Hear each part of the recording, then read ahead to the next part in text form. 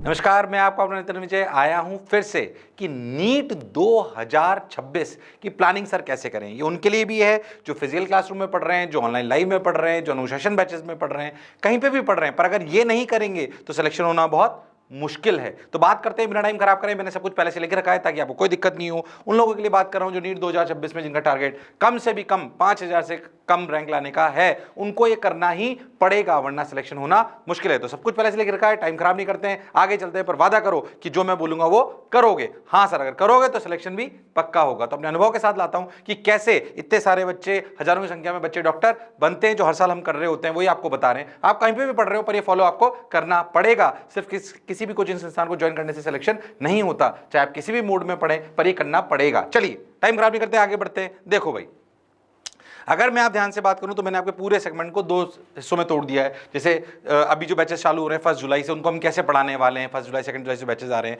उसके बाद भी कुछ बैचेस आएंगे, पर उनको हम कैसे पढ़ाएंगे और वो कैसे सिलेक्ट होते हैं हजारों की संख्या में, उसके बारे में बताना चाहता हूं। तो 1 जुलाई 2025 से लेकर 31 जनवरी 2026 तक की आपकी प्लानिंग होनी चाहिए एक अलग। इसमें बेसिकली होना चाहिए लर्न प्लस प्रैक्टिस, यानी कि आप समझो इसमें कोर्स कंप्लीशन हो जाएगा।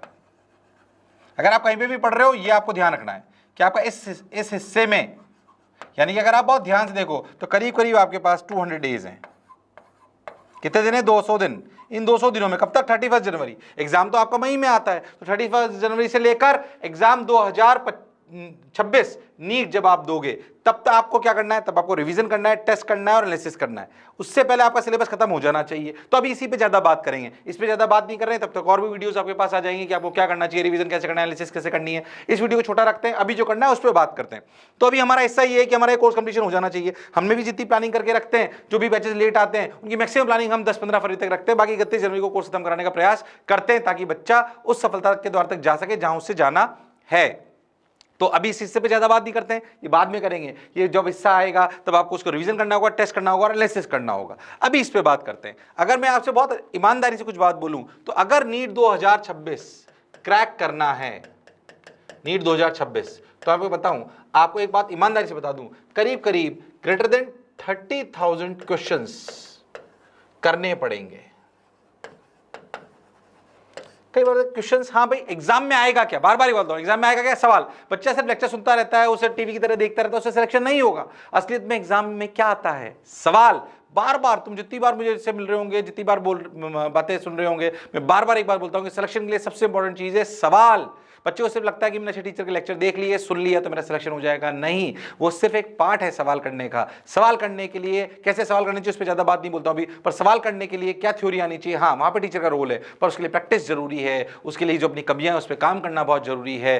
तो असलियत में सवाल करने के लिए बहुत सारी चीजें चाहिए होती है, सिर्फ आपको थ्योरी पढ़ने से बात नहीं बनेगी। पर नीट क्लियर अगर करनी है तो 30,000 से ज्यादा सवाल होने चाहिए, तभी आपका सिलेक्शन होगा। ये 30,000 में से 20,000 सवाल आपको यहां करने पड़ेंगे।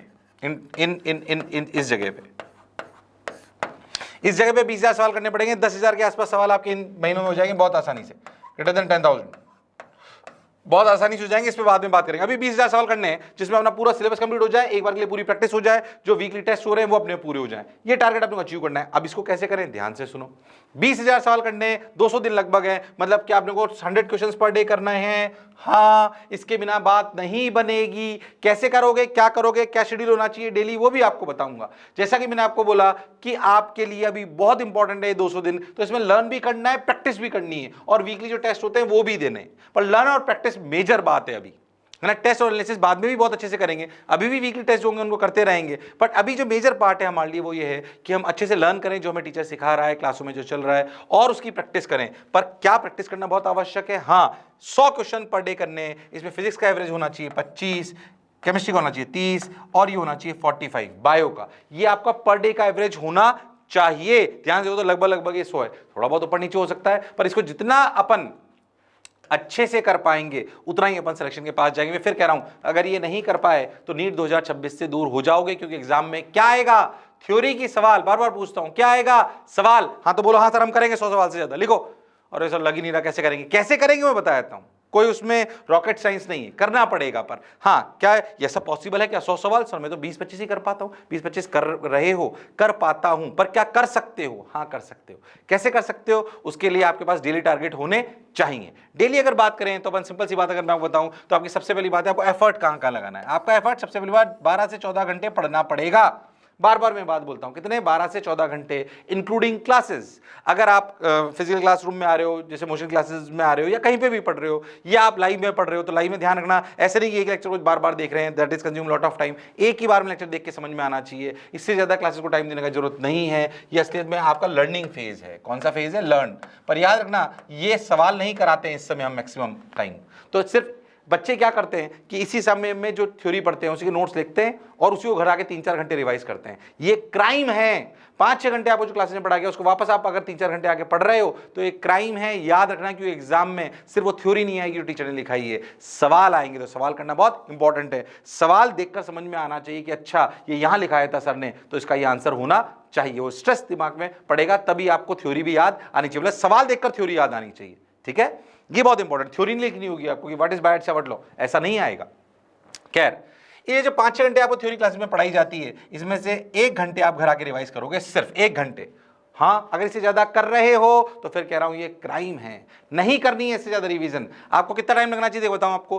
फिजिक्स और फिजिकल केमिस्ट्री का अगर आपका लेक्चर हुआ है तो 5 से 10 मिनट घर जाके रिवाइज करो, सिर्फ और सिर्फ। Inorganic chemistry, organic chemistry, zoology और बॉटनी अगर है, क्योंकि ये थोड़ा थ्योरेटिकल सब्जेक्ट है रटने वाले, तो 20 से 25 मिनट इसमें लगा सकते हो। अगर इससे ज्यादा टाइम तुम्हें लगता है तो ध्यान दो क्या गलती कर रहे हो, क्या क्लास में फोकस नहीं कर पा रहे हो, क्लास में फोकस बढ़ाने के लिए क्या करना चाहिए, क्या डिस्ट्रैक्ट तो नहीं हो जाता है, उस पर ज्यादा बात नहीं करते। पर ये अचीवमेंट है जो आपको करना है। मैं जो भी लेक्चर में बता रहा हूं, जो भी मैं फटाफट से वीडियो में खत्म कर रहा हूं, इसमें बहुत सारी बातें और हो सकती है, वो अलग अलग वीडियोस में बनाई जाती हैं। अभी इसका फोकस सिर्फ इधर की तरफ रखते हैं। अगर क्लास में फोकस नहीं कर पा रहे हो तो सोचिए क्यों नहीं कर पा रहे हो, उसको जानो कैसे कर सकते हो।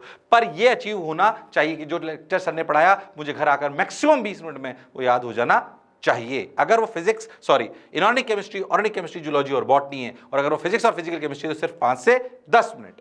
इसके बाद आती है 5 घंटे, जो सबसे इंपॉर्टेंट, स्टार मार्क लगाता हूं, सबसे स्टार मार्क खतरनाक। ये 5 घंटे वो है जो आपको एग्जामिनेशन के पास ले जाएंगे, डॉक्टर बनने के सपने को आपको पूरा करेंगे। ध्यान से सुनना, ये 5 घंटे में 100 क्वेश्चन करने हैं आपको। यानी कि अच्छा, जब आप सवाल करते हो तो उसके भी 2 मोड होते हैं। अगर सही बताओ तो उसके भी 2 मोड होते हैं। या क्या आप प्रैक्टिस कर रहे हो या टेस्ट दे रहे हो। कभी कभी हम टेस्ट भी देते हैं, कभी हम प्रैक्टिस करते हैं। मेजरली टाइम इस समय तुम प्रैक्टिस करोगे, पर याद रखना प्रैक्टिस अलग चीज है और टेस्ट अलग चीज है।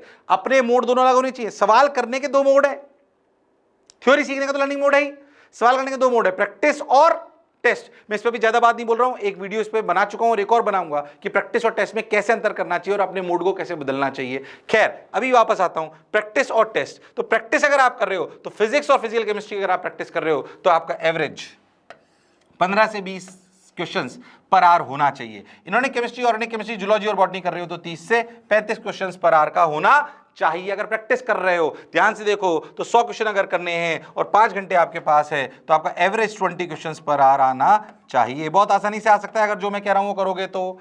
अगर आप टेस्ट दे रहे हो तो आपको टेस्ट तो बिल्कुल एग्जामिनेशन की तरह देना है, नीट की तरह, तो नीट की तरह ही सोचना चाहिए। तो फिजिक्स में कम से भी कम 35 से 40 सवाल पर घंटे होने चाहिए। केमिस्ट्री में 50 क्वेश्चन पर आवर होने चाहिए, जिसमें ऑर्गेनिक और फिजिकल केमिस्ट्री तीनों आ जाएंगी। बायोलॉजी में 90 से 100 सवाल होने चाहिए। टेस्ट मोड है ये, क्योंकि जब टेस्ट दे रहे होते हैं तो आंसर सॉल्यूशन नहीं देख रहे होते हैं। जब प्रैक्टिस कर रहे होते हैं तो थोड़ा टाइम ज्यादा देते हैं, सॉल्यूशन अगर देखना पड़े तो देखते भी हैं, ताकि हम लर्निंग मोड में हो। ये practice is a testing of learning and test is a real test कि whether we are able to perform और नॉट। दोनों मोड डिफरेंट होने चाहिए। फिर मैं कह रहा हूं, सिर्फ और सिर्फ 12 घंटे पढ़ने से सिलेक्शन नहीं होगा, ये सब भी साथ में करना पड़ेगा।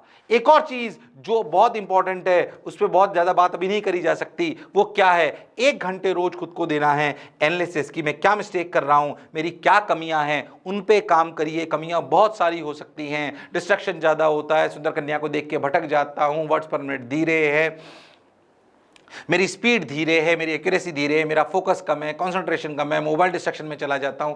क्या कमी है जिसकी वजह से नहीं पढ़ पा रहे हो, उसका आत्मचिंतन करिए। जीवन में आगे वो बढ़ता है जो आत्मचिंतन करता है। अगर ये नहीं कर पाए तो गड़बड़ होगी, तो आत्मचिंतन करो कि मैं क्या गड़बड़ कर रहा हूं। बोलो, लिखो, हाँ सर मैं करूंगा पूरा का पूरा शेड्यूल फॉलो, 110% करूंगा। आत्मचिंतन करूंगा, फिर अपनी वीकनेस पे ढूंढूंगा। इस पे बोलना चाहूं तो घंटों निकल सकते हैं, पर आज से बात इतनी कि आत्मचिंतन करो कि तुम क्या मिस्टेक कर रहे हो, उस मिस्टेक को सुधारो। वो मिस्टेक आपकी स्किल हो सकती है, आपका बिहेवियर हो सकता है। स्किल, वर्ड्स पर minute, interconnection of concepts, calculation mistake, accuracy, speed, बहुत सारी चीजें हो सकती है। बिहेवियर, डिस्ट्रैक्शन, किसी ने बोल दिया बहुत इमोशनली टची हूं, गड़बड़ कर लेता हूं, सुंदर कन्या को देखता हूं भटक जाता हूं, मोबाइल एडिक्शन है मुझे, गेमिंग एडिक्शन है, कुछ भी हो सकता है जिसकी वजह से आप पढ़ नहीं पा रहे हो, ओवर थिंकिंग कर रहे हो, ये बहुत सारी चीजें हो सकती है। उसको ढूंढिए और इस पे काम करिए। रामबाण ये है कि 20,000 सवाल आपके, ध्यान सुनना, आपके 20,000 सवाल, अच्छे से बताता हूं वापस, 20,000 सवाल कब से कब तक कंप्लीट हो जाने चाहिए? आपके कंप्लीट हो जाना चाहिए 31 जनवरी से पहले। थोड़ा सा अगर लेट चालू कर रहे हो, जैसे 15 जो बैचेस 1 जुलाई में आएंगे वो 31 जनवरी के आसपास खत्म हो जाएंगे, कुछ थोड़े से लेट आएंगे जो 15 फरवरी तक खत्म होंगे। इसके तक आपके 20,000 सवाल हो जाने चाहिए, और इसके बाद आपको 10,000 सवाल कैसे कराए जाएंगे वो हम आपको बाद में बता देंगे, पर ये करना बहुत जरूरी है। तो लिख दो कि अगर हाँ मैं डॉक्टर बनना चाहता हूं तो ये शेड्यूल फॉलो करूंगा, और ये भी वादा करो कि नहीं सर मैं डेली शेड्यूल जो आपने मेरे को बताया इसको मैं फॉलो करूंगा। This is the schedule which you have to follow, this is really star mark. ये कर दोगे तो मैंने बताया कि आप वो कर पाओगे जिससे नीट 2026 में आपके डॉक्टर बनने का सपना पूरा होगा। सही बताऊं, अगर ये कर लिया तो लेस देन 5,000 छोड़ो, अंडर 200, अंडर 500, अंडर 100 भी आ सकती है। इनमें से ही बच्चे निकलते हैं, कोई नए नहीं निकलते हैं। बार बार एक बात कर रहा हूं कि कर्म करना पड़ेगा, कि कर्म करो तो फल मिलता है, आज नहीं तो कल मिलता है, पर मिलेगा जरूर, परेशान मत होइए। आज बोल रहा हूं कल से पढ़ाई करना चालू कर दोगे तो 4 दिन में रिजल्ट आ जाएगा, ऐसा नहीं, पर आएगा जरूर। इसलिए घबराइए मत, मैं लिख के सिलाए थे ताकि टाइम खराब ना हो। आशा करता हूं तुम इसे फॉलो करोगे। जो मोशन के जितने भी बच्चे अगर मुझे सुन रहे हैं उनके बैचेस में यही फॉलो कराया जाएगा। फिर मैं कह रहा हूं उनको भी पढ़ना पड़ेगा, सिर्फ और सिर्फ कोचिंग ज्वाइन करने से या अच्छे अध्यापक से पढ़ने से सिलेक्शन नहीं होगा, स्वयं की मेहनत से ही सिलेक्शन होगा। आशा करता हूं तो मेरी इस बात को याद रखोगे, और डॉक्टर जब बन जाओगे तो फिर से मुझे याद करोगे। मुझे सुनने के लिए बहुत बहुत धन्यवाद। Thank you.